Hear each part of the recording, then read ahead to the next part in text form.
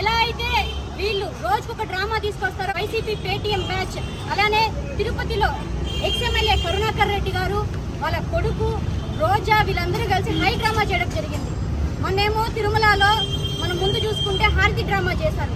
దాని తర్వాత డ్రామా ఆర్టిస్టుల్లాగా పవన్ కళ్యాణ్ గారిని, నారా చంద్రబాబు నాయుడు గారిని, నారా లోకేష్ గారి ఫేస్ మాస్కులు పెట్టుకొని ఒక డ్రామా ఆర్టిస్టుల్లాగా చేశారు. ఈ రోజు చూస్తే గోమాతలను, మనం హిందువులము ఎంతో గోమాత అంటేనే అన్ని దేవతలు కలిసి ఉంటాయని మన గొప్ప నమ్మకం. అలాంటిది హిందువులను దెబ్బతీసేలాగా వాళ్ళు హై డ్రామా ఆడుతూ గోమాతలు చనిపోయాయని చెప్పి ఏదో ఫేక్ రికార్డ్ క్రియేట్ చేసి 191 ఆవులు గోమాతలు చనిపోయాయని చెప్పారు. మనం కూటమి నాయకులందరూ సవాల్ విసురుతూ గోశాలకు రమ్మని చెప్పితే రాకుండా మమ్మల్ని ఏదో పోలీసులు ఆపుతున్నారని చెప్పి హై డ్రామా క్రియేట్ చేసి కరుణాకర్ రెడ్డి గారు వాళ్ళ ఇంటి బయటే పడుకొని నాయకులతో పడుకొని నన్ను పోలీసులు ఆపుతున్నారు అంటారు, కానీ అక్కడ ఎవరూ లేరు ఆపడానికి. పక్కాల ఎస్పీ గారు కూడా చెప్పారు, అందరూ ఒక హై డ్రామా చేస్తుంటే నన్నెవరూ పట్టించుకోవట్లేదు అని చెప్పి.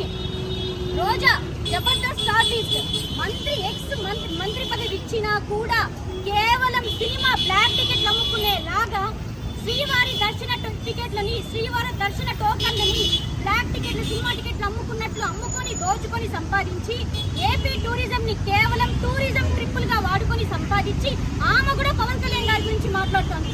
రోజా నువ్వు అంటున్నావు శ్రీవారి మన వెంకటేశ్వర స్వామి వల్లనే అప్పుడు చంద్రబాబు నాయుడు గారికి ఇప్పుడు పవన్ కళ్యాణ్ గారు రుచి చూశారు అంటున్నావు.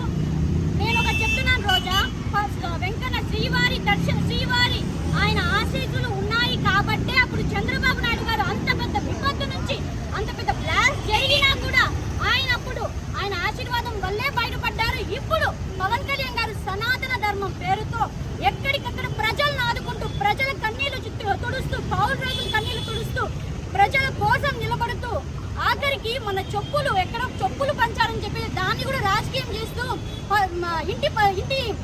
ఇళ్ల స్థలాలు ఇవ్వలేదు, అక్కడ రోడ్లు వేయలేదు అని చెప్తున్నారు.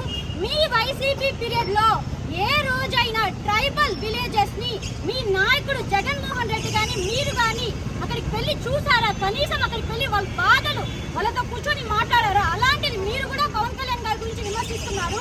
వాళ్ళ ఫ్యామిలీ గురించి ఇంకొక మాట అన్నారు రోజా.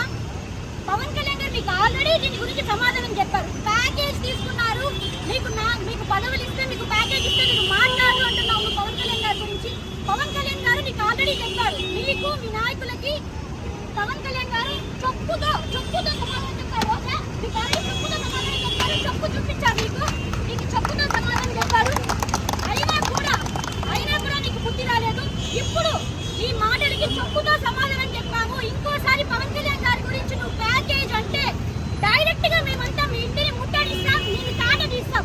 నగిరి ప్రజలు నీకు బుద్ధి చెప్పి 45,000 ఓట్ల మెజారిటీతో భాను గారిని గెలిపించారు. అయినా కూడా నీకు బుద్ధి రాలేదు. ఈసారి నువ్వు జబర్దస్త్ ఆర్టిస్ట్ కూడా పనికిరావు. నువ్వేదో మీ ఆయన సెల్వమణితో చెన్నై, తమిళనాడు రాజకీయాలు చేసుకో, ఏదో కార్పొరేటర్ గానో సర్పంచ్ గానో నీకు అవకాశం ఇస్తారు, అక్కడ రాజకీయాలు చేసుకో అమ్మా. ఈసారి పవన్ కళ్యాణ్ గారి గురించి కానీ, మా చంద్రబాబు నాయుడు గారి గురించి కానీ, నారా లోకేష్ గారి గురించి కానీ ఏమైనా ఒక్క మాట మాట్లాడినా ఇప్పుడు నీకు చెప్పుతో సమాధానం చెప్పాము. ఖచ్చితంగా నగిరి వచ్చి మీ ఇంటిని ముట్టడిస్తాము, నీ తాట తీస్తామని మళ్ళీ తెలియజేస్తున్నా. ఖబర్దార్ ఖబర్దార్ ఖబర్దార్.